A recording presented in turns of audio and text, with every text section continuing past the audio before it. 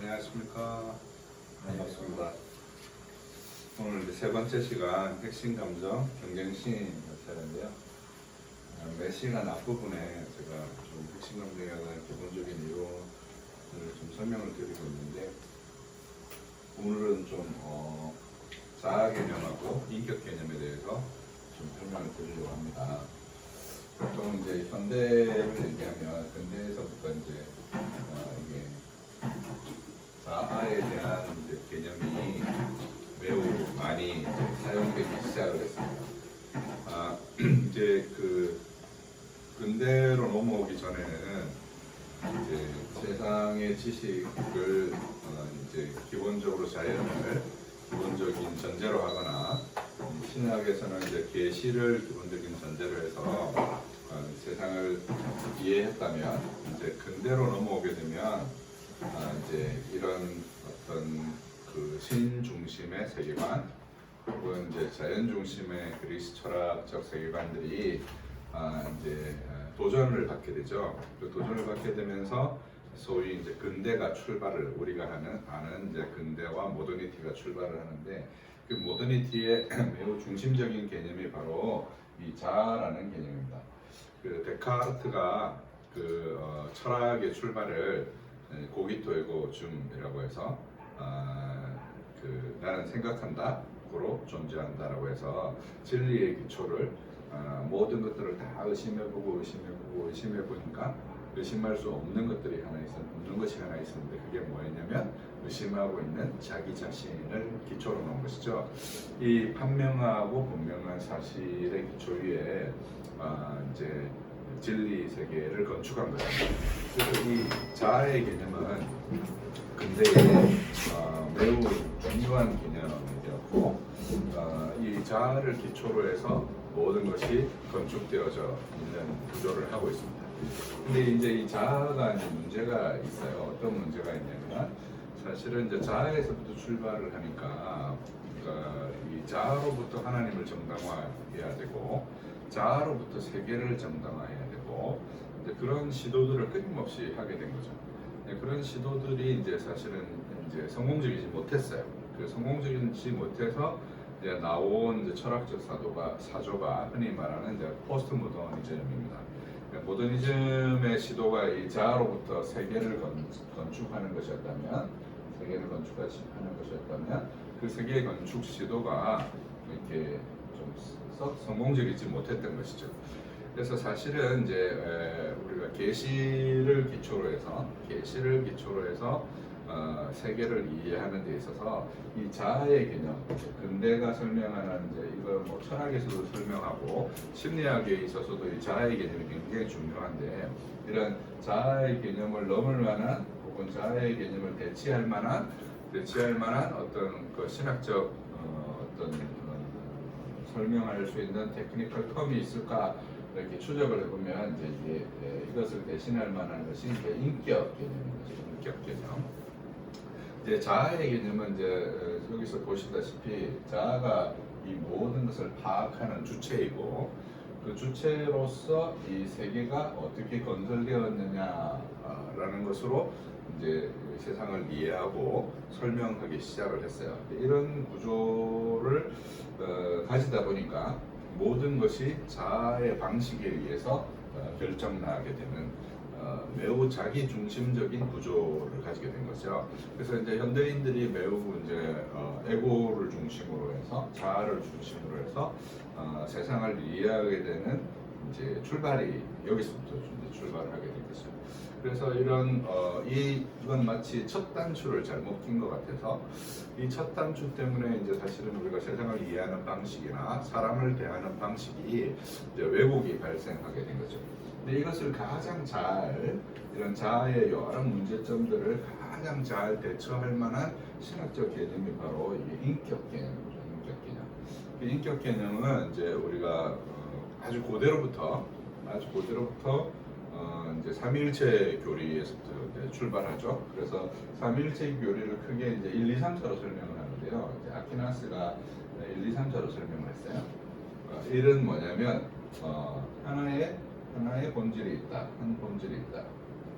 삼위일체 하나님은 본질이 하나이시다라는 것이고, 두 번째 두 개의 나오심이 있다. 두 개의 나오심이 있다. 이 나오심이란 성부로부터 성자가 나시는 것과 성부와 성자로부터 성령이 나오시는 것을 두 개의 나오심, two proceeding이라고 그래요. 두 개의 나오심이 있다. 그 다음에 세 개의 인격이 있다. 세 개의 인격이 있다. 이제 왜 인격이라고 쓰느냐? 사실은 똑같은 표현이에요. 영어에서는 이제 대문자 퍼스널로 쓰면 이제 삼위일체의 인격, 위격을 가리키는 것이고, 조문자로 쓰면 이제 사람의 인격을 가리키는 것이죠. 그리고 네 번째는 이제 네 개의 관계가 있다. 네 개의 관계가 있다. 네 개의 관계가 뭐냐면 성부로부터 성자께서 나시고, 성자는 성부로부터 나신 바 되었고, 성부와 성자는 성령을 보내시고, 성령은 성부와 성자로부터 보냄을 받으시는 네 개의 관계가 있는 것이죠. 그래서 여기 이제 삼일체 교리를 이제 잘 들여다보면 어떤 특징이 있냐면, 이 하나의 본질로부터 어떤 우리가 지난 시간에 배웠던 추동의 힘이 발생하는, 나오심이라는 게 그런 거죠. 이제 성부로부터 성자가 나오셨는데 그 추동의 힘이 발생합니다. 아리스토텔레스의 철학을 가지고 아퀴나스가 신학을 정리를 했어요. 그 신학을 정리한 아리스토텔레스의 철학으로 아퀴나스가 정리한 신학을 뭐라고 얘기하냐면 우리가 흔히 스콜라 신학이라고 합니다. 스콜라 신학이라고 하는데, 이 아리스토텔레스의 철학은 사실은 중세 시대 때 어디에 그 원전들이 다 있었냐면 아랍에 그 원전들이 다 있었어요. 그러니까 이제 동로마 지역에 원전들이 다 있고, 유럽에는 이제 그 원전들이 없었던 거죠. 그게 이제 소위 십자군 전쟁하고 이러면서 르네상스가 일어나게 된 이유가 뭐냐면, 거기는 이제 원전들이 막 들어오면서 이제 일어나게 되었는데, 그 아리스토텔레스의 철학을 아주 잘 해설한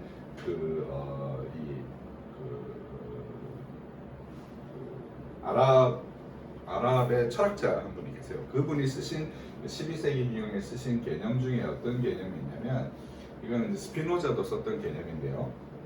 어떤 개념이 있냐면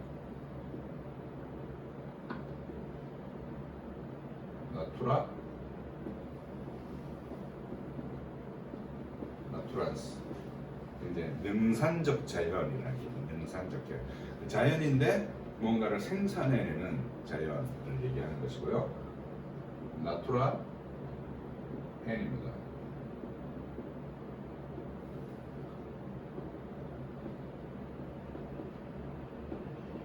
나투라타. 소산적 자연이라는 개념이요. 그러니까 이제 이 능산적 자연이라는 개념은 이제 삼위일체 하나님에 해당하는 개념이에요. 자연을 산출하는 자연, 이제 이런 의미죠.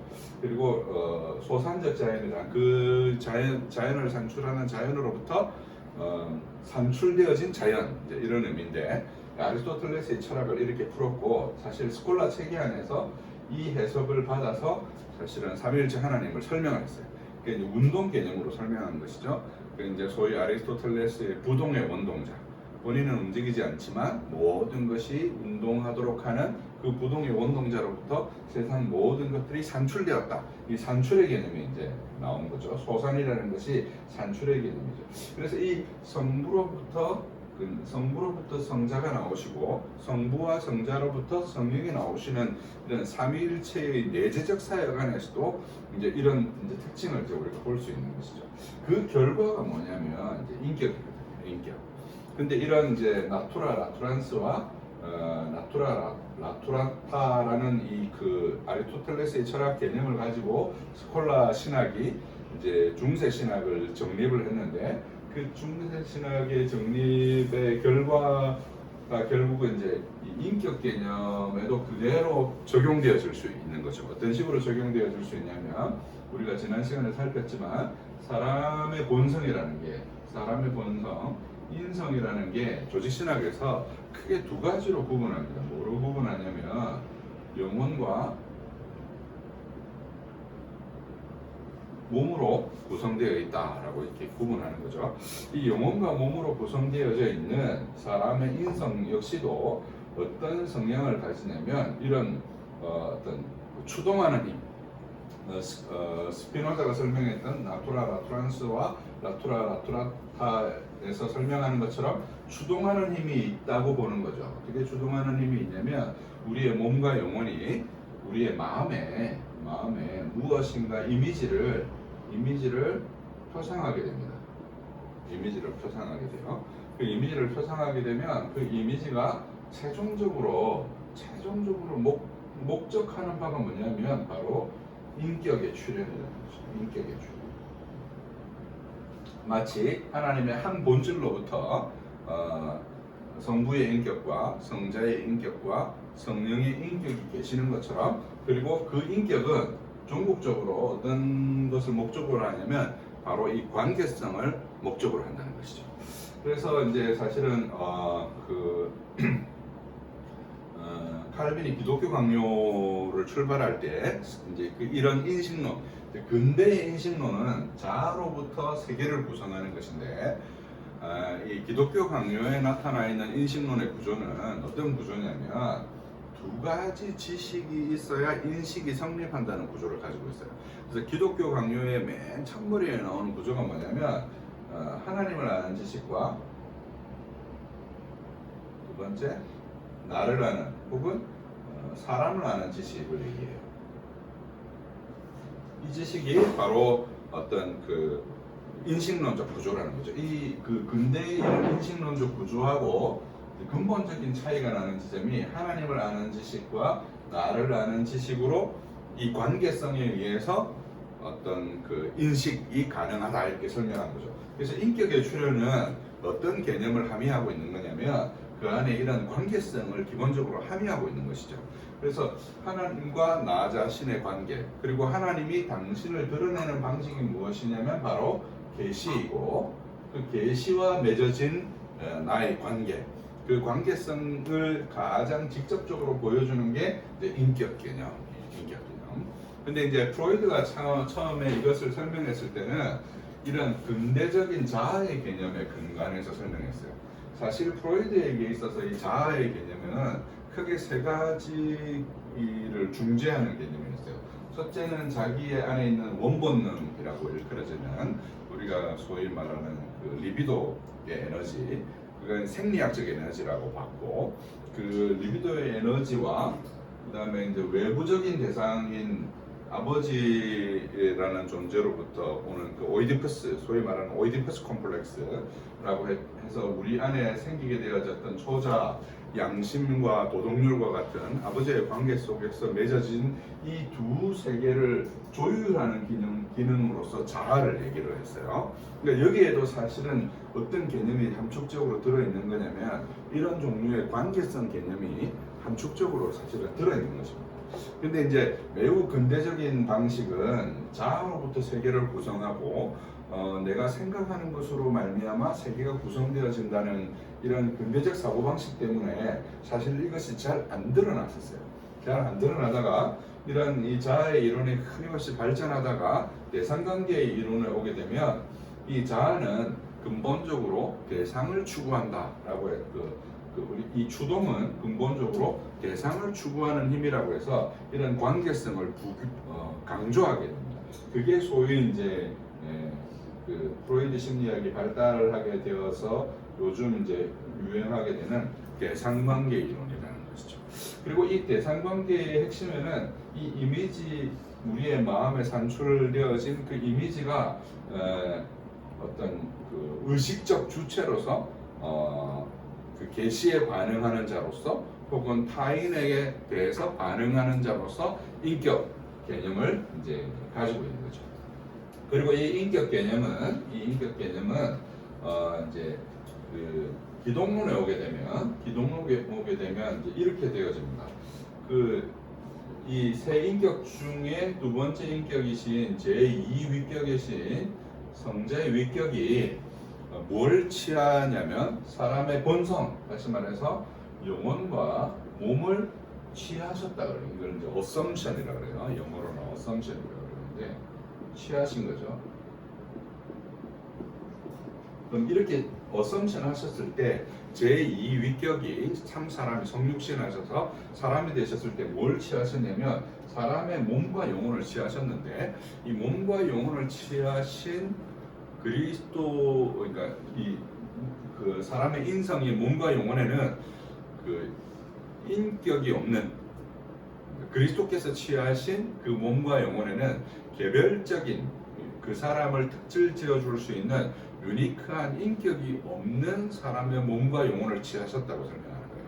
그리고 그 안으로 제2 위격이신 그리스도의 인격이 이 안에 내인격화함으로 참 사람이 되신 거죠. 이 말은 무엇을 뜻하냐면 이 인격 자체가 사람의 본성적인 구성, 존재론적인 구성이 아니라는 의미이고 동시에 이 인격은 이 본성으로부터 산출되어지는 어떤 특징이라는 것을 보여주고 또한 동시에 인격은 이런 관계성을 함의한다는 것을 우리에게 보여주는 것이죠. 그래서 사람은 기본적으로 이웃과 관계하도록 지어졌고 사람은 기본적으로 하나님과 관계 맺도록 지어진 존재로서 자아라는 매우 독립적인 기관으로서 세상을 파지하는 이런 개념이 아니라 하나님과 나 자신을 아는 그런 관계 속에서 관계를 맺는 그런 관계성 속에 드러난 인격 개념을 이제 얘기하는 것이죠. 이 인격적인 주체는 언약 관계 속에서 주체로서 등장하는 것이고 사람의 인성 안에 그리스도께서 들어오셔서 참 사람이 되신 것처럼 우리 역시도 우리 안에 있는 이런 추동의 힘, 몸과 영혼이 가진 추동의 힘을 따라서 우리 안에 이런 새로운 인격, 하나님과 관계 맺는 인격, 이웃과 사랑의 관계를 맺는 그 인격을 산출하는 것이 이 치료, 핵심감정 치료가 목표하는 매우 핵심적인 부분이고 이 핵심적인 부분은 사실은 전통적인 자아 개념하고 근본적으로 결을 달리한다. 어떤 점에서 결을 달리하냐? 관계성을 중요시하는데 단지 사람과의 관계성만을 중요시하는 것이 아니라 하나님과의 관계성, 계시적 관계성을 매우 중요시하는 개념이다 하는 점을 여러분이 기억하시면 좋겠습니다. 여기서 계시적인 관계성이라는 것은 우리가 성경 안에서 이제 찾아볼 수 있는데요. 예컨대 로마서 1장 같은데 만물 가운데 하나님의 신성이 충만하게 보여서 누구도 그 하나님의 신성을 부인할 수 없게 하셨다는 게 대표적인 것이라 할 수 있습니다.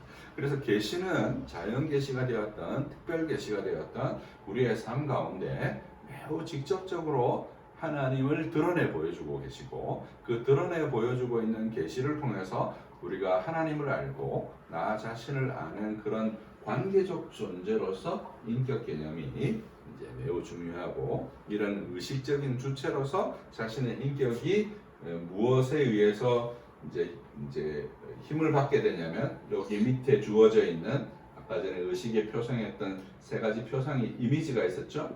그 이미지에 의해서 인격이 이런 특성을 가지기도 하고 저런 특성을 가지게 되기도 하는 것입니다. 그리고 이 이미지는 이제 우리가 다음 시간에 제가 다음 주에 오시면 설명하겠지만 결국 무엇과 연결되어져 있냐면 하나님의 형상 개념하고 직접적으로 연결되어져 있는 거죠. 그래서 다음 시간에 하나님의 형상 개념에 대해서 좀 더 설명드리도록 하겠습니다.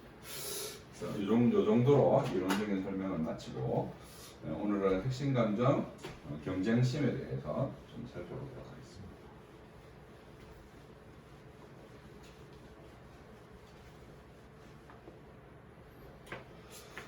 핵심 감정 경쟁심 64쪽입니다.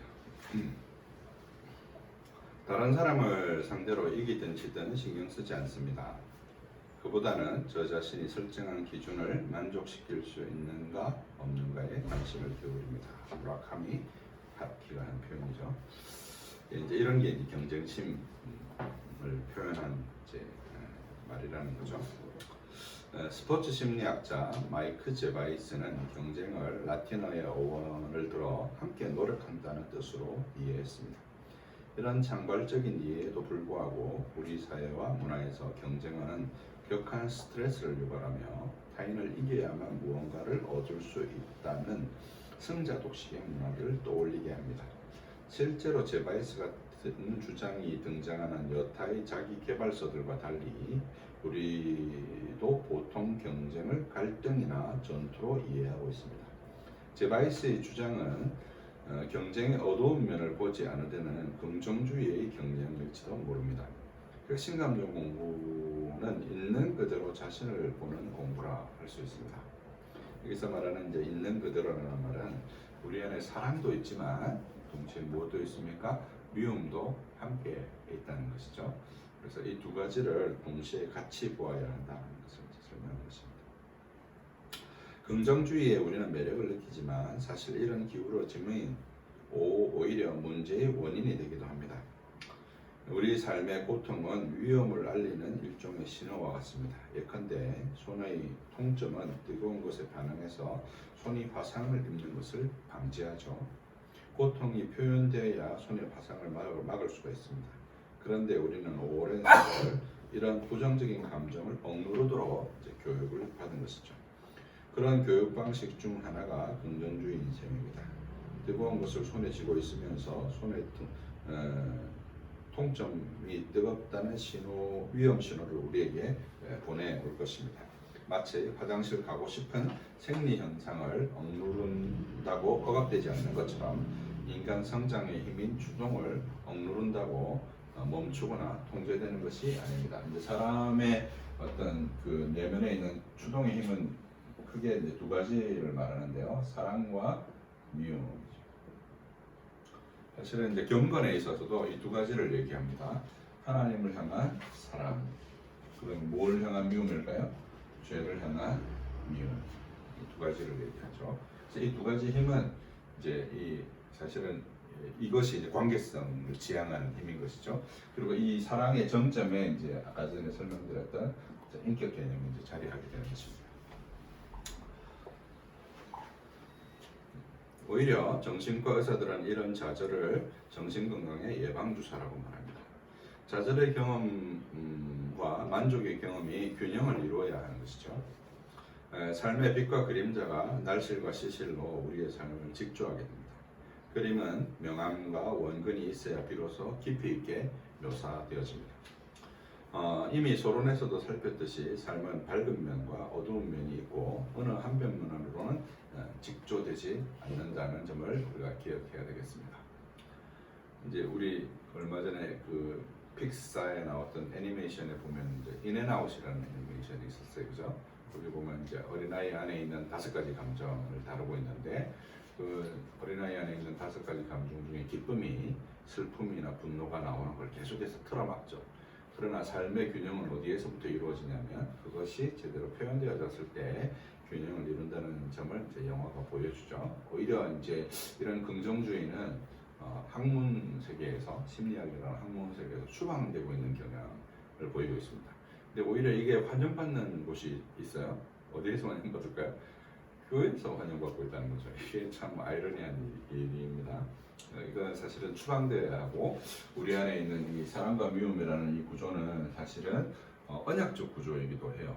신명기 28장에 나오는 축복과 저주는 결국은 이 사랑과 미움의 구조이거든요. 하나님 축복하시는 것과 하나님을 떠났을 때 하나님이 저주하시는 구조 역시 이런 언약적 구조를 가지고 있고 이것이 이런 주동하는 힘 자체가 우리의 인격에 반영되고 그 인격은 언약적 인격으로서 누구와의 관계를 전제한다고요? 하나님과의 관계와 이웃과의 관계를 전제하는 개념을 갖고 있는 것이죠.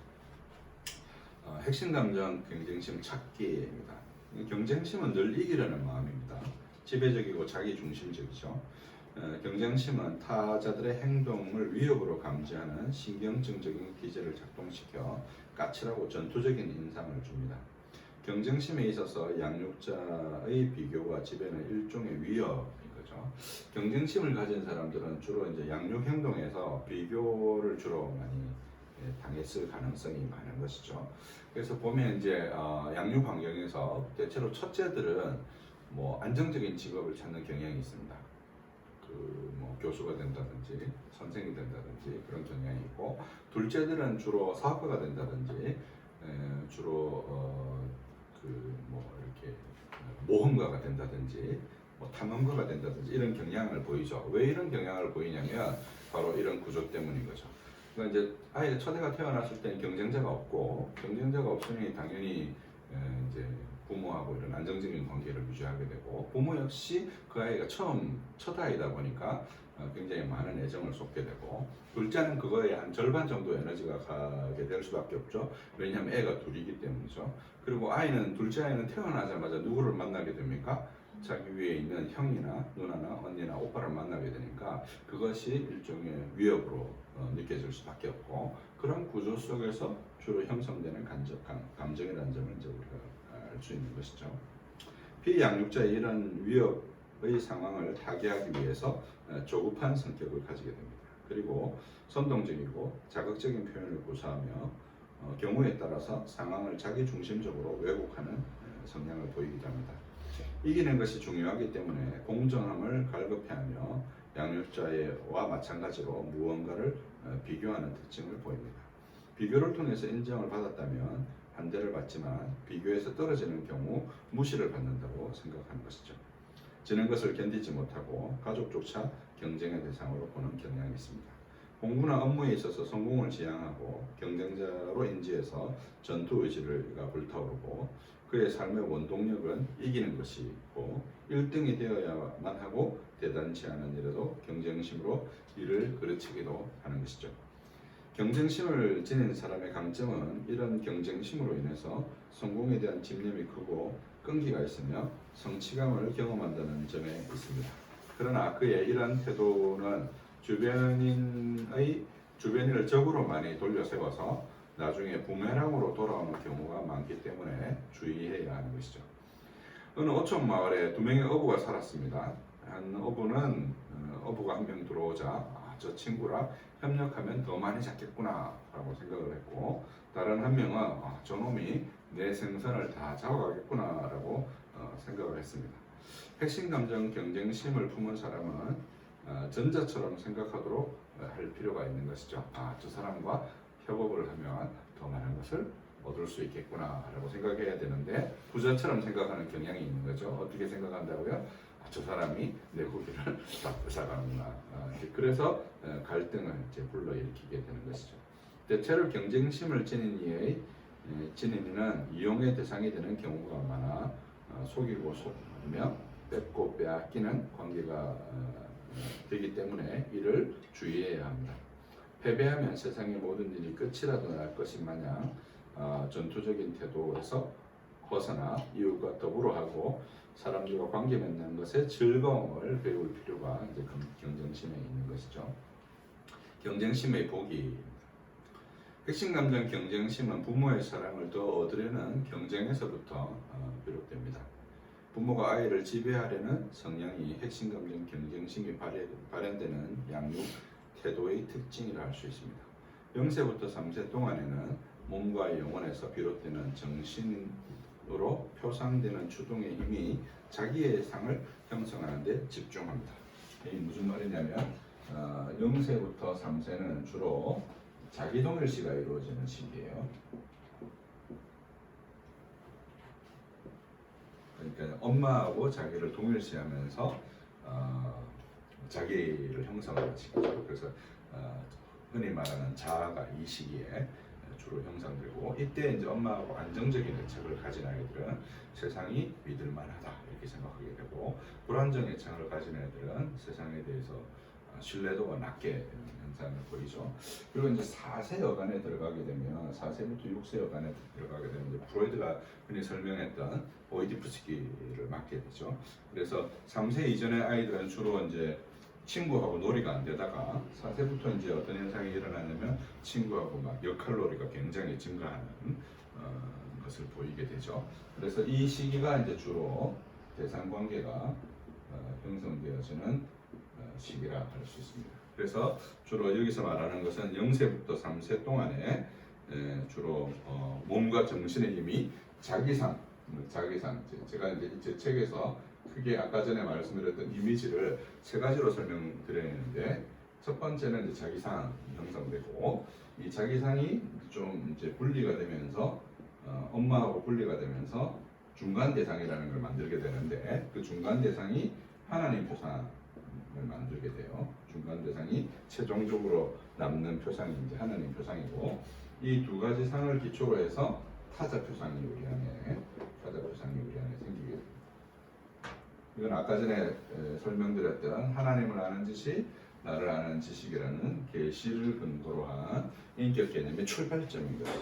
그래서 이런 자기상이 우리 안에서 생기게 되고, 이거는 주로 0세부터 3세의 자기 동일시 가업을 통해서 주로 자기상과 하나님 표상이 형성되고, 4세부터 6세의 대상관계의 과업을 통해서 타자 표상이 형성되어지는 특징을 보입니다. 4세부터 6세의 시기에는 추동의 힘이 대상상을 형성하는 데 집중되어야 하는데, 늦게 태어난 동생에게 사랑이 집중되는 것을 위협으로 느끼면서 자기상의 에너지를 집중하게 됩니다. 형의 추동의 힘이 자기상에 집중되면서 형은 자기애적인 경향이 드러나고, 타자상은 위협의 존재로 경험되기 때문에 동생을 전투적인 대상으로 각인하게 됩니다. 형과 동생 모두 경쟁적인 이미지이며 조급한 성격으로 인해 경쟁에 대한 의지를 불태우게 됩니다. 추동의 힘이 자기에게 집중되고 타인이 위협으로 인식될 때 나타나는 현상 중 하나는 타인의 시선을 별로 신경 쓰지 않고 더 독립적이 되는 특징을 보입니다. 연기자 송동일 씨는 MBC 무릎팍도사에 나와서 자신의 가정사를 고백한 적이 있습니다. 10살까지 사생아로 살았던 기억, 어떻게 엄마 아빠가 함께 살게 되었는데 반복적인 폭력과 학대, 20년 넘게 아빠를 보지 않고 산 이야기, 아버지의 장례식에조차 갈 수 없었던 분노를 털어놓기도 했습니다. 그가 평생 희구한 것은 독립이었다고 설명합니다. 성동일의 핵심 감정이 무엇인지 알 수 없지만 핵심 감정 경쟁심에는 이런 독립적인 경향이 존재합니다. 독립적인 경향은 위협과 지배를 그 바탕으로 합니다. 독립적인 성향과 상호전적인 성향은 단지 그가 속한 문화가 결정하는 것이 아니라 개인적인 요건에 의해서 결정되기도 합니다. 우리 모두는 좌편으로는 독립적인 자기상을, 우편으로는 상호전적인 자기상 사이 어디에인가에 있는 것이죠. 이제 아까 전에도 설명드렸지만 그 오이디푸스 관계 속에서 대상에 대한 인식이 우리 안에 있잖아요. 그래서 이제 보통 사람들은 항상 사람들을 의식하죠. 그래서 사람을 의식하는 쪽이 더 발달한 개인이 있는가 하면 자기가 원하는 것이 더 중요한 개인도 있겠죠. 이제 발달의 여러 단계에 따라서 좌편과 우편 사이에 여러 스펙트럼이 존재한다는 점을 이제 설명한 것입니다. 분명한 것은 아이의 독립적이고 지배적인 기질은 부모의 지배적인 양육 태도에 기인하는 것입니다. 이것이 경쟁심의 출발점인 거죠. 추동이 자기상에 집중되고 있다는 점에서 경쟁심과 자기애는 유사하지만 자기애는 현실인식이 매우 떨어지고 자기애적인 망상이 있죠. 예를 들어서 나 같은 미인이 어디 있냐, 할머니에게 아이를 맡기면서 애를 돌보는 기쁨을 드리니 효도 아니냐, 이런 생각을 단지 상상만으로 할 뿐 아니라 자기애적인 사람은 그것이 당연하다고 표현합니다. 그러나 핵심 감정 경쟁심은 자기애와는 달리 자기중심적이고 지배적이기는 하지만 승리와 성공에 집착하고 그렇지 못한 삶에 대해서 무의미하게 느끼는 감정이라 할 수 있습니다. 핵심 감정 경쟁심을 지닌 이는 경쟁적인 타자상 때문에 이웃과 협력과 사랑의 교제가 쉽지 않습니다. 지나친 자신감과 가격한 표현들은 지배적인 지위를 점하는 힘이 되지만 타인을 패자로 만드는 승자 독식의 경쟁의식은 독이 되어서 되돌아옵니다. 야곱의 성화 과정은 지난하고 고통스러운데 핵심 감정 보기에 이런 길고 긴 과정에 지혜를 부여하는 과정이기도 합니다. 하나님께서 섭리로 그의 삶에 지속적으로 개입해서 그의 이런 경쟁적인 삶, 스스로를 경영하는 삶에서부터 하나님이 지키는 삶, 하나님께서 다스리는 삶으로 야곱을 이끌어 가시는 것을 볼 수 있습니다. 통상적으로 조지식 신학에서 칭의를 하나님의 단독적인 사역으로, 성화를 협력적인 사역으로 봅니다. 협력이란 우리가 구원에 어떤 기여를 한다는 의미가 아니라 믿음을 통해서 하나님의 구원의 경륜을 이해하고 내 삶을 경륜하시는 하나님의 섭리의 목적을 수납할 수 있게 된다는 의미입니다. 핵심 감정 공부는 내 인생이 해결되지 않는 문제들의 의미를 이해할 수 있도록 돕습니다.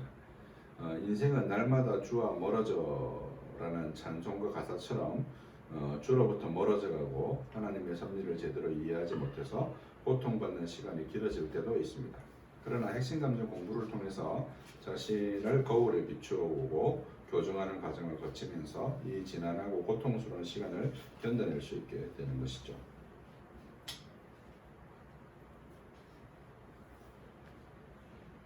69페이지 맨 아래 문단 보겠습니다. 핵심 감정 보기가 제대로 이루어지려면 어떻게 해야 할까?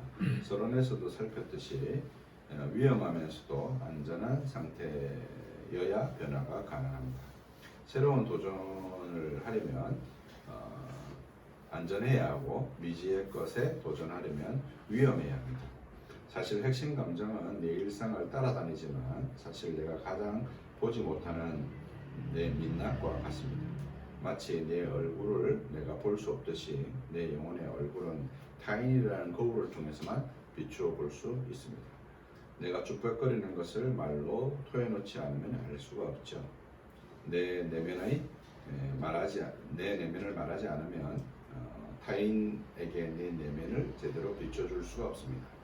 표현은 신뢰를 만들고 신뢰는 표현을 부릅니다.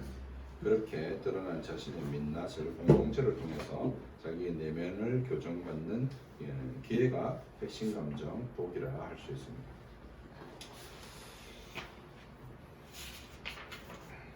핵심 감정 경쟁심의 역동 사례, 대표적인 게 이제 야곱이라고 할 수 있죠.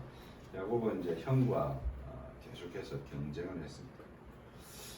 그 경쟁 때문에 쫓겨가기도 하고 그 경쟁 때문에 여러 고통을 받기도 하고 그의 자녀들이 역시 경쟁과 시기심 때문에 요셉을 종으로 팔기도 하고 그랬던 것이죠. 원래 야곱의 이름의 뜻은 창세기 32장 29절 71페이지 중간쯤입니다. 하나님이 그의 이름을 이스라엘이라고 바꾸면서 하나님과 겨루는 사람이라는 의미로 묘사를 하지만 일종의 말놀이라고 할 수 있습니다. 이스라엘이라는 이름을 통해서 더 직접적으로 드러내고자 하는 계시는 하나님이 다스리시기를 이라는 의미입니다. 이스라엘이라는 이름의 의미가 하나님이 다스리시기를 이라는 의미라는 걸 직접적으로 번역을 하면 우리가 이제 성경에 보면 하나님과 겨루어 이긴 사람 이런 표현이 나오잖아요. 근데 그게 이제 일종의 말놀이라는 거죠. 그래서 이스라엘 사람들은 이 이스라엘이라는 말을 들으면 이제 야곱이 하나님과 이렇게 씨름한 것을 떠올리지만 이게 일종의 워드 플레이여서 하나님께서 그를 다스리신다 이런 의미로 이해되어진다는 것입니다. 그의 경쟁을 드러내주는 이름 야곱 역시 이런 말놀이입니다. 그의 이름은 속이다라는 의미로 묘사되지만 하나님께서 지키시기를 이라는 의미를 감축합니다. 이제 이 두 가지 의미가 있는 거죠. 우리말에 이제 우리가 보통 아재개그라고 하잖아요. 그런 이제 말놀이 하듯이 이렇게 이제 두 가지의 중의적인 방식으로 이렇게 표현한 것이다 할 수 있습니다. 대표적인 인물을 이제 야곱이라 할 수 있고요. 좀 넘어가서 보겠습니다. 핵심 감정 경쟁심의 하나님 표상 74페이지예요. 핵심 감정 경쟁심이 말하는 하나님의 표상은 거래하시는 하나님이십니다. 경쟁심을 지닌 사람은 지배와 위협으로 거래 조건을 자신에게 유리하도록 만드는 것을 일생 반복합니다. 하나님이 그를 지키시기를 원했으나 그는 속이는 자가 되고 하나님은 그를 다스리시기를 원했으나 그는 하나님과 겨루는 자가 됩니다. 그는 경쟁과 거래 관계로 일생의 모든 것을 이해할 뿐 아니라 그에게는 하나님도 거래로서 만나는 하나님입니다. 현대의 긍정주의 신앙은 이런 하나님을 부추기며 이는 우상의 일종이라 할 수 있습니다. 야곱은 태중에서부터 형의 발꿈치를 움켜쥔 채 태어났습니다. 경쟁심을 지닌 사람은 하늘의 밀이 땅에 떨어져서 썩어짐으로써 결실하는 생명의 원리를 배울 필요가 있습니다. 얻는 원리와 나누고 베풀므로써 받는 축복의 원리를 배울 필요가 있는 것이죠. 핵심 감정 경쟁심의 지우기. 야곱도 정희 씨도 아버지의 인정과 복을 갈구했습니다. 지배하고 조종하고 위협하고 속이며 수단과 방법을 가리지 않고 원하는 것을 얻으려는 태도는 주변 사람들에게 위협으로 느껴집니다. 그런 태도는 경쟁과 긴장을 만들고 타자를 적이나 갈등하는 대상으로 돌려 세워 놓습니다. 핵심 감정 경쟁심을 가진 이는 이런 관계를 반복하면서도 문제의 원인이 자신이 아니라 타인에게 있다고 생각합니다. 그래서 핵심 감정 경쟁심을 지우기란 쉽지 않은 편입니다. 기본적으로 지우기 과정이 진행되려면 핵심 감정과 자신을 분리해야 되는데 핵심 감정과 자신이 결탁의 정도가 높아서 핵심 감정과 자기 자신을 동일시하는 특징을 보입니다. 로마서 7장에서 바울이 죄의 법과 주체로서 자기 자신을 분리하는 것이 출발점이라 할 수 있습니다. 이것이 힘든 것이죠. 경쟁심의 경우 야곱과 정희 씨의 사례에서 볼 수 있듯이 섭리적으로 자신을 움켜쥐고자 하는 것이 붕괴되어지는 지점에서부터 옵니다.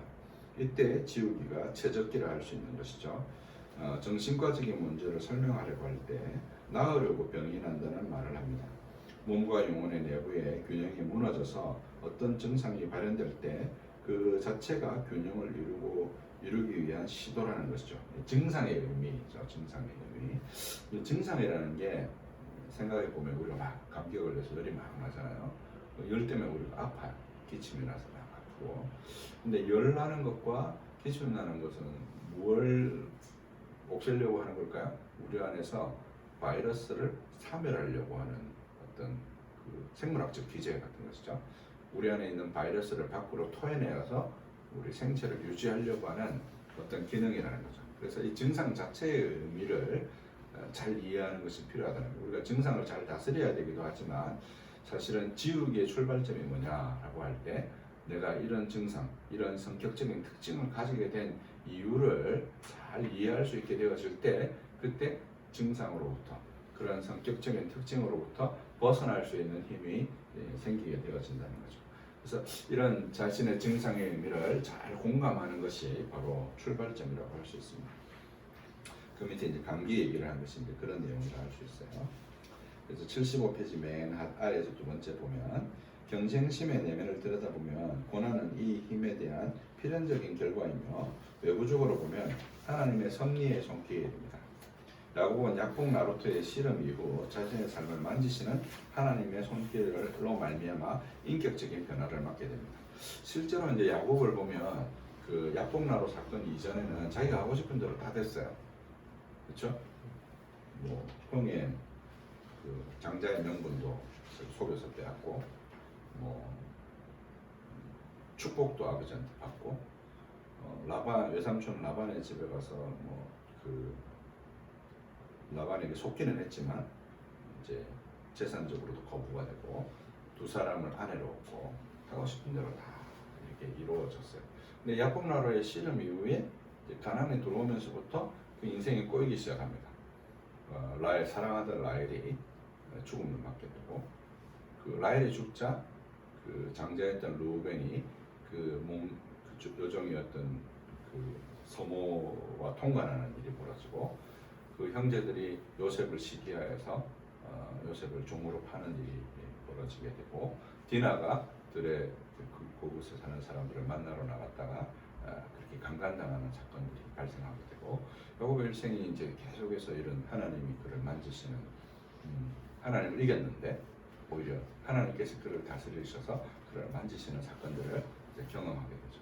이런 경쟁심에 있어서 이런 사건들이 그의 삶의 변화의 계기이자 어떤 전기가 되어졌다는 뜻에서 그렇게 이제 설명할 수 있습니다.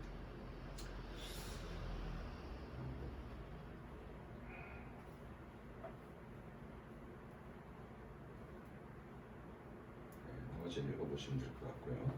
핵심 감정 경쟁 심의 언약적 인격 주체 세우기 스텝 4.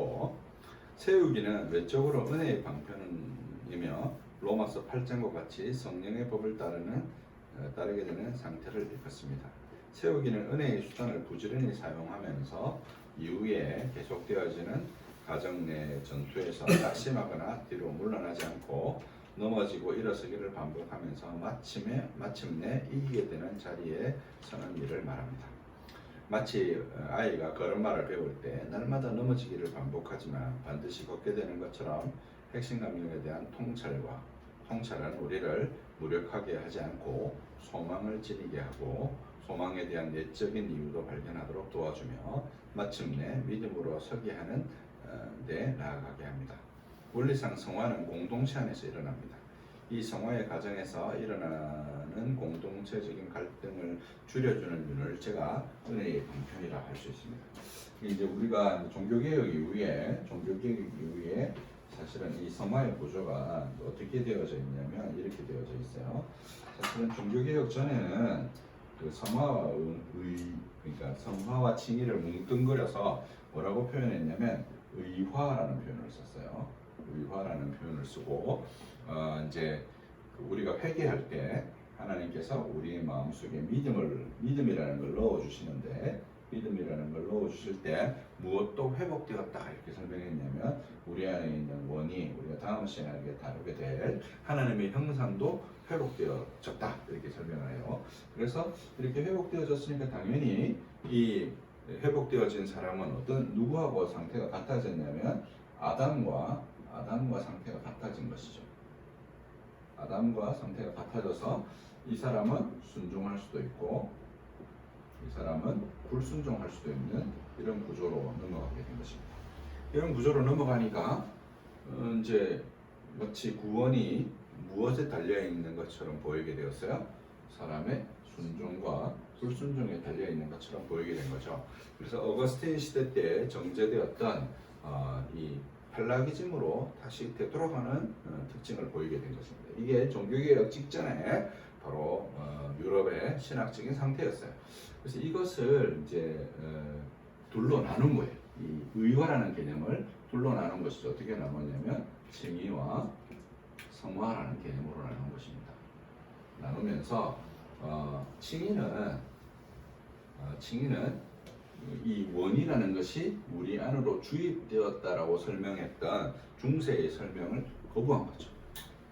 거부하고 이 원인은 어디 안에 있냐면 하늘에 계시는 초월 저 너머에 계시는 예수 그리스도 안에 있다. 근데 우리 안에 믿음이라는 것을 넣어주셔서 예수 그리스도 안에 있는 이 원이와 우리가 서로 연합되게 했다. 이게 칭이에요. 근데 그 연합의 결과 우리는 어떤 성향이 생기게 되었냐면 하나님을 향하는 성향이 생기게 되었어요. 하나님을 향한 성향이 생겨서 교회로 말미암아 베풀어지는 은혜의 수단들.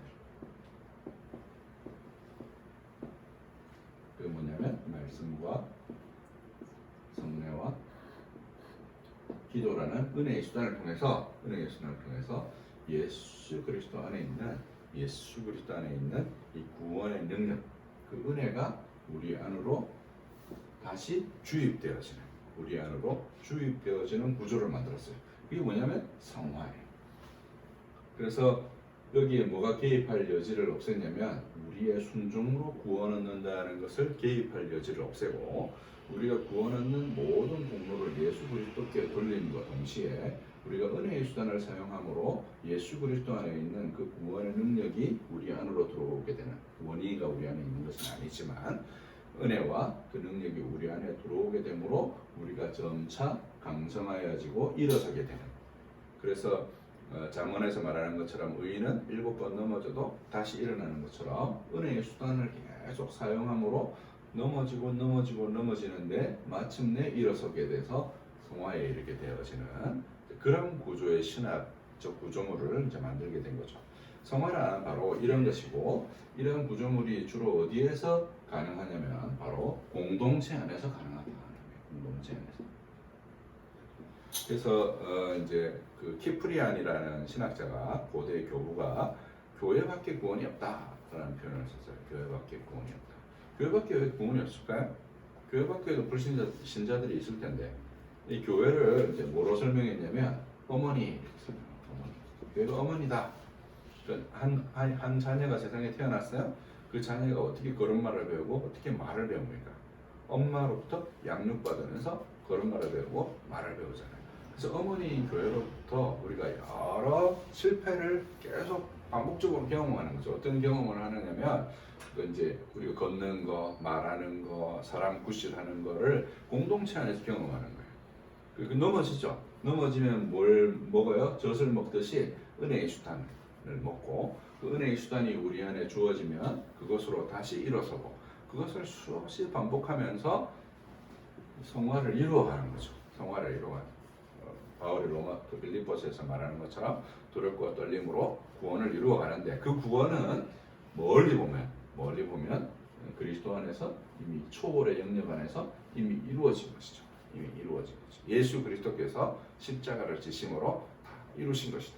우리가 그것을 바라보면서 믿음으로 우리 안에 공동체 안에 그와 같은 일들이 지속적으로 일어나도록 하는 것이 바로 성화이고 그 성화가 바로 여기 말하는 이제 두 가지 요인, 핵심 감정 지우기와 그다음에 언약적 인격 주체 세우기인 것이죠. 그래서 우리가 은혜의 수단을 사용하면서 우리의 죄가 점점 죽어지게 되는 과정과 그렇게 우리가 죽어지는 과정들을 통해서 우리 공동체 안에서 걸음마를 배우고 말을 배우고 관계하는 법들을 배우게 되어져서 우리가 일어서게 되어지는 과정이 바로 여기서 말하는 언약적 인격 주체 세우기죠. 그래서 이 언약적 인격 주체 세우기에는 뭐가 반드시 있어야 되냐면 이 계시와의 관계성, 계시와의 관계성이 반드시 필요한 것입니다. 이것이 없이는 쓰지 않는다는 거예요. 그리고 이 계시와의 관계성이 있어야 사실은 이웃 사랑도 우리 안에 쓰게 되는 것이죠. 그래서 이 계시와의 관계성을 통해서 우리의 인격이 출현하고 그 인격이 공동체 안에서 공동체성을 가지면서 우리가 서로 상호간에 관계 맺는 것을 통해서 서게 되어지는 것이죠. 그런 것이 이제 언약적 인격 주체 세우기이고 이 핵심 감정 경쟁심은 이제 이 지점을 매우 잘 보여주는 그 특징을 보이고 있습니다. 한 페이지 넘어가시면 79쪽 두 번째 문단을 보시면 핵심 감정에도 건강한 면이 있습니다. 경쟁심의 주도 면밀성, 효과적인 일처리, 열정적인 설문 태도는 부정적인 감정의 이면에 남아있는 보석입니다.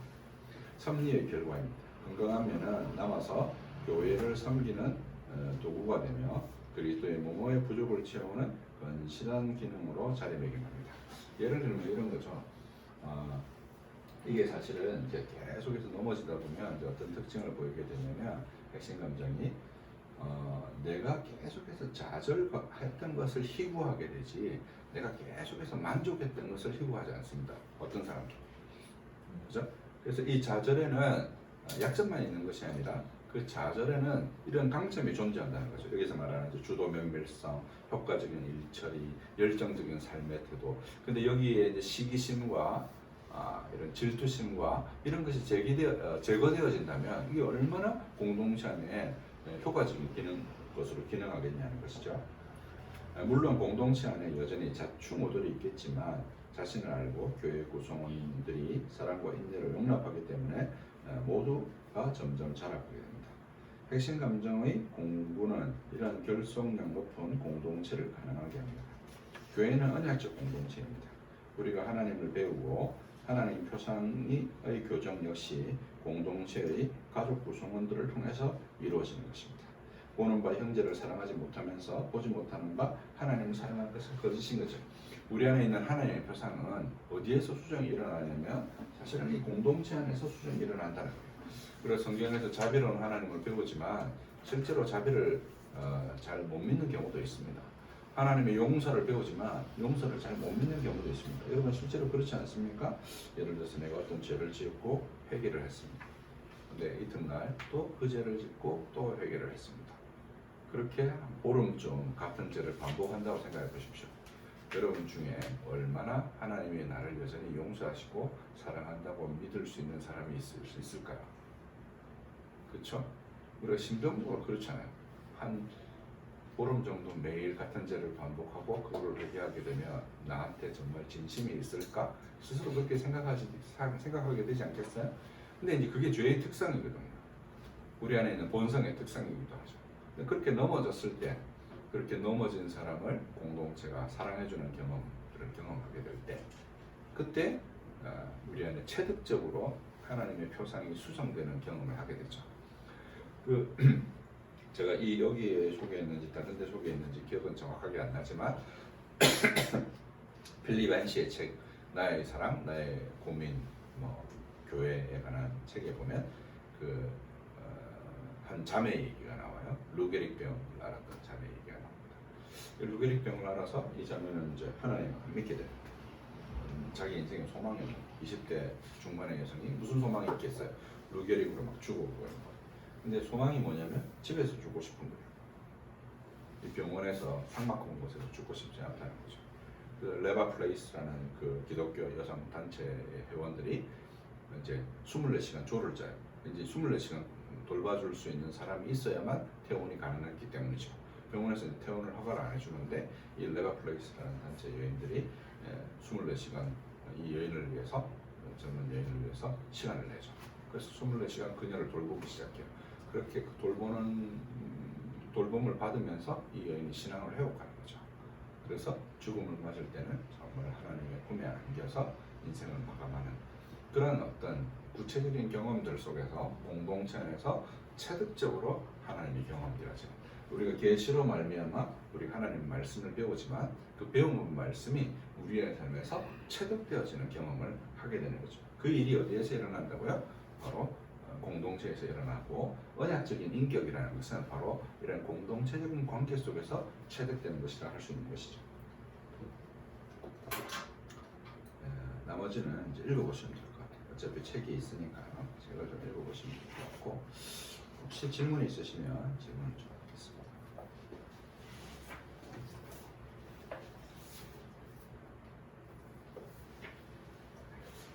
적당하게 한 것 같네요. 질문 있습니다. 네.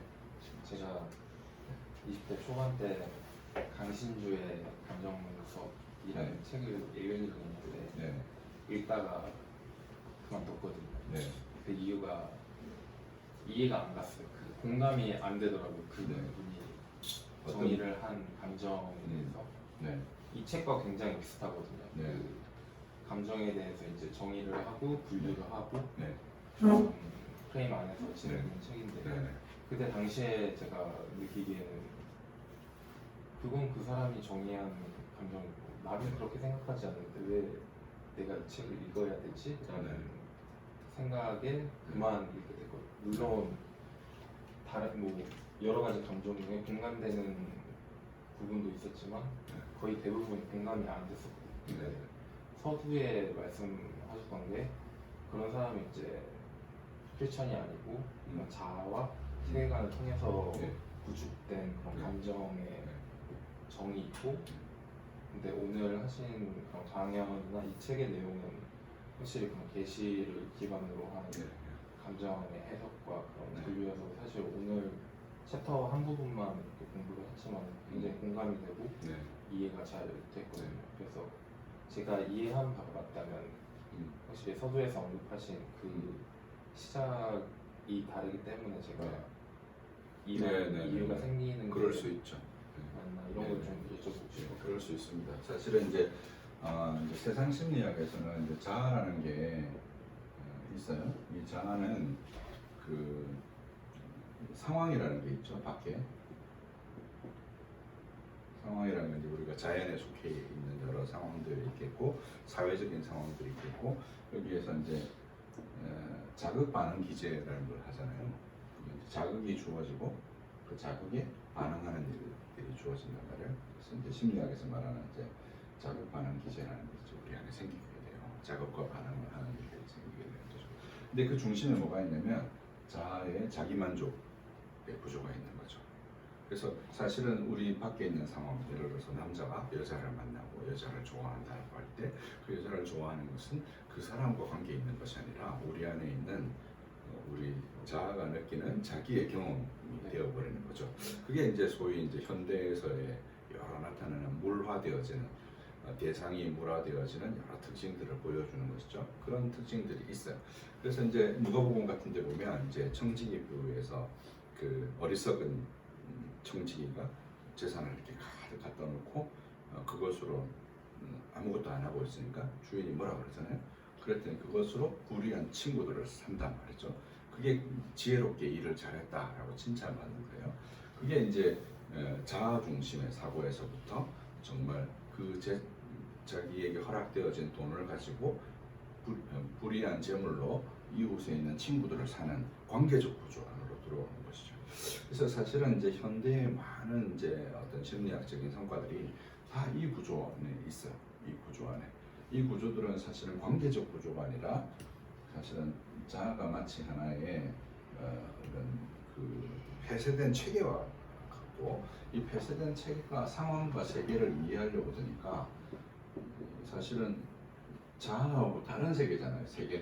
세계는 밖에 있고 자아는 우리 내밀한 것이다.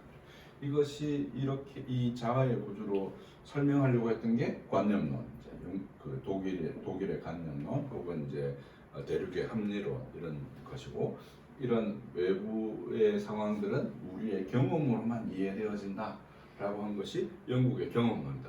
그 모든 것의 전제에는 뭐가 있냐면 자아가 있는 거죠. 그래서 그거를 알 수 있는, 세상을 우리가 건설할 수 있는 주체가 바로 자아이다. 이렇게 설명한 것이죠.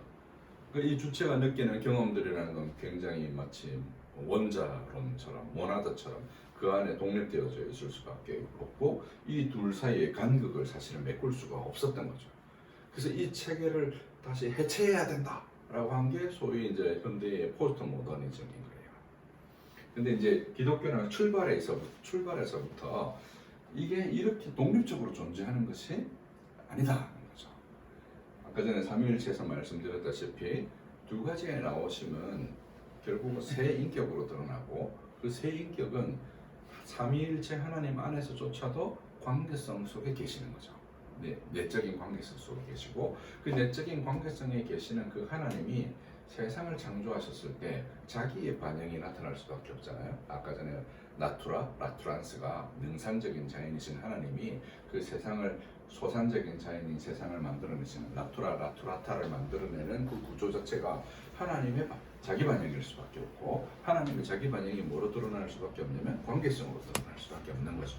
그 관계성이 드러나는 장면이 뭐냐라고 했을 때 계시이고, 그 계시를 수용하는 자로서 나가 있는 것이죠. 그게 나는 이 자아의 개념으로 설명할 것이 아니라 인격의 개념으로 설명해야 되고, 그래서 이 사실은 인격이라는 이 단어의 라틴어가 퍼스나거든. 페르조나라 그러죠. 그렇죠? 페르조나의 의미는 뭐냐면 가면이에요. 사실 라틴어의 의미는 이 가면이라는 건 어떤 역할이 전제된 것이거든요. 그러니까 관계 안에서 파악된 거죠. 관계 안에서 파악된 것이어서 그런 어떤 인격적인 특질을 이제 가장 잘 보여주고 있는 것이고, 이런 세상과 그다음에 그 계시 너머에 계시는 하나님을 뭘로 연결해 주냐면 언약으로 연결해 주는 주체가 인격인 것이고, 이 인격 안에는 사실은 이런 핵심 감정 때문에 하나님과 그 계시가 왜곡되고, 그렇죠? 그다음에 세상의 여러 세상과 이웃이 왜곡되는 일이 벌어진 거죠. 그래서 이것을 회복해야 된다는 것이 이제 핵심이고, 그 회복에는 이제 계시를 우리가 어떻게 수용할 것인가 그런 문제와, 그리고 이 계시를 수용하는 과정 가운데 아까 전에 설명드렸던 그런 신학적인 구조에 의해서 우리 안에 그런 것들이 지워질 때, 공동체 안에서 우리가 그런 것들을 경험할 때 사랑의 관계를 우리가 경험하게 된다. 이 점에서 이제 일반 그 세상 학문과 철학과 근본적인 차이가 있겠죠. 답변이 충분히 됐나요? 네. 네. 또 혹시 질문 있으세요?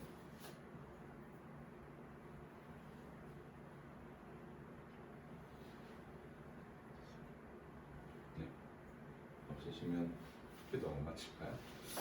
하나님 아버지 감사합니다. 오늘도 세 번째 시간을 이렇게 은혜롭게 잘 마치게 하시니 감사합니다. 주님이 주시는 은혜가 우리 안에 경험되어짐으로 백성감 중에서 해방되어서 참되고 사시는 하나님과 교제하며 이웃을 그렇게 사랑할 수 있는 거룩한 인격으로 새로워질 수 있도록 은혜 내려 주옵소서.